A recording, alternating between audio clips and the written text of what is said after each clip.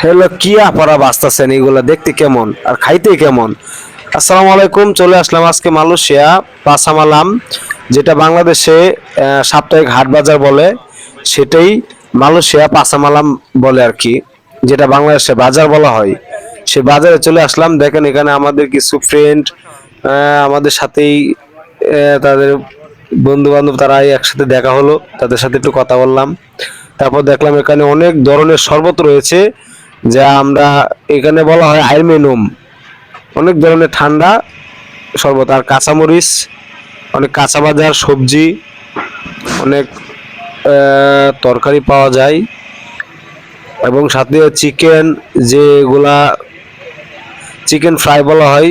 এখন বাদাম সিদ্ধ করে বাদাম বিক্রি করা হয়, মালয়েশিয়ায় সিদ্ধ করে বাদাম বিক্রি করে। আর এখানে নুডলস, বিভিন্ন আইটেমের নুডলস রয়েছে এবং দাম দেওয়া আছে, কোনটা কত দাম সেটা এখানে লেখা আছে। আপনার যেটা পছন্দ হয় সেটা নিবেন।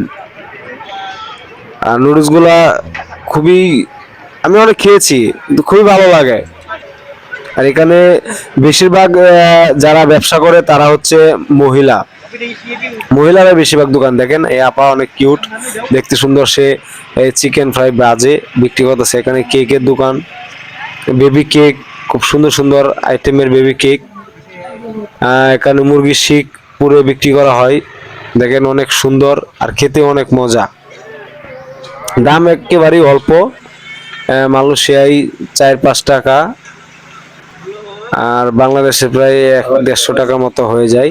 তো মালয়েশিয়া আর বাংলাদেশ এটা তফাৎ, বা এটা হিসাব করলে হবে না। মালয়েশিয়া যেটা যেভাবে চলে, এখানে হচ্ছে পিৎজা, এখানে রয়েছে আরো নুডলস, এবং আপা অনেক হাসি দিচ্ছে, যে ভিডিও করছেন সে অনেক আনন্দ উপভোগ করতেছে আর কি। ফলের দোকান রয়েছে, অনেক ফল, ফল একেবারেই দাম কম। 1 কেজি পরিমাণ ফল 5 রিঙ্গিত, মানে 5 টাকা। আর সে 5 টাকা যদি হিসাব করি, বাংলাদেশের 130 টাকা না 20 টাকা হয়। দেখেন মুরগি, তারা রান এবং পাকা বিভিন্ন সিস্টেম আইটেম করে তারা বাজে বিক্রি করে, চিকেন ফ্রাই করে।